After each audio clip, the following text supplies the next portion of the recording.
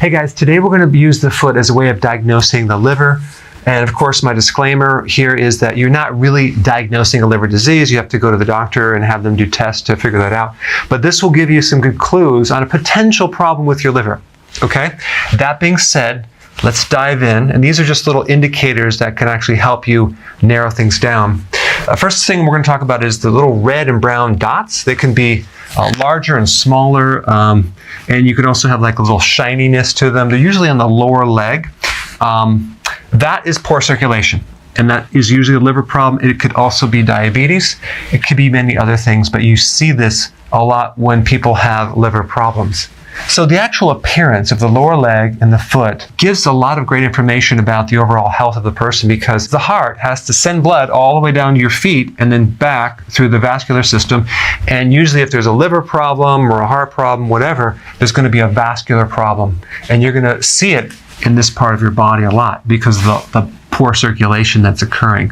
So a lot of these problems happen at the greatest distance from the heart. And also even with diabetes, for example, you see neurological problems in your feet and your hands because of that fact, because it affects the distal fingers, which is the point furthest away from the heart.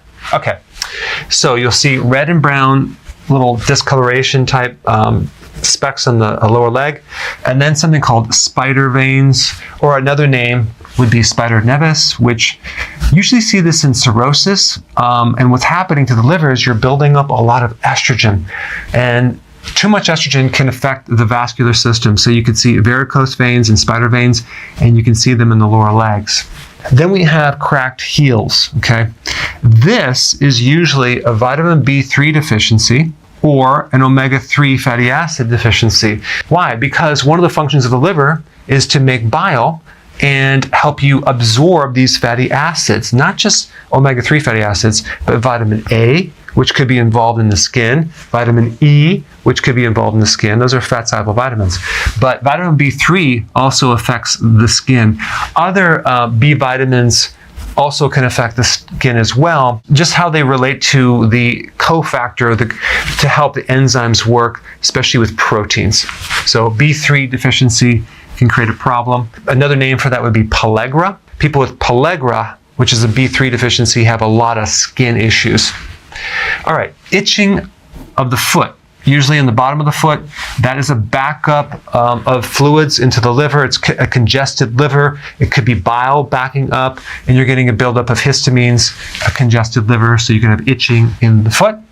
Also, you can have pain or inflammation in the bottom of the foot. A lot of times people associate that with something called plantar fasciitis, when it's really not plantar fasciitis. It's just a liver problem. And then you also have hot feet. Hot feet is another symptom of a bad liver. And then we have bad odor. So you have smelly feet. Why? Because the liver is not able to detoxify correctly, and it's backing up through the skin. Usually if the liver's bad, the person's diet is pretty bad, and their entire body is backed up with garbage, especially the large intestine and the kidneys, and it's coming out through the skin. So you can't just have a really terrible, unhealthy, bad liver and have a very healthy kidney or colon. If one is bad, they're usually all pretty congested and unhealthy. Okay, pitting edema. That's where you press your finger into the lower leg and it leaves a dent and it just stays there. That's fluid backup. That's a common liver symptom. Then we have fungus, toenail fungus.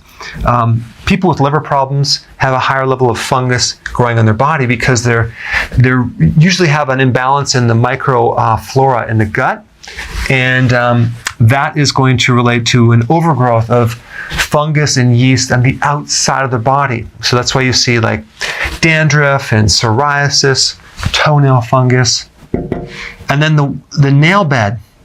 And it could actually happen on the hands or the feet. The nail bed is going to be white. You're going to usually lose that little moon-shaped thing, luna, down here. So it's going to be white because of the poor circulation that's occurring on that nail bed. All right, so then the next question is, what really causes liver problems? A lot of things. One big one is the side effect from medications.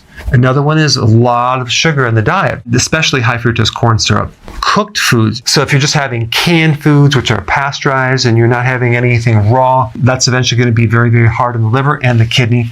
And also a lack of any vegetables. And if you're eating junk food combined with that, you have no enzymes to put in the body, no antioxidants from these vegetables, so that can be a problem. Excessive alcohol, that's a given.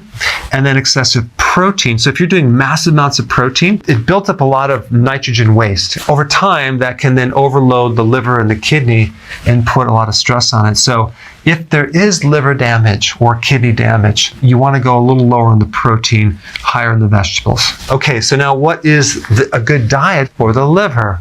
Now, if you're new to my channel, click the link down below. I will show you a combination of a healthy ketogenic diet and intermittent fasting. Okay, so that's what I'm going to recommend. For those of you that are not new and you've been on my channel, if you watch a lot of videos, you already know this. You're on the program. You're already getting great success. So go ahead and put your comments down below so the new people can see that that really does work. All right, thanks for watching. Hey, if you're liking this content, please subscribe now, and I will actually keep you updated on future videos.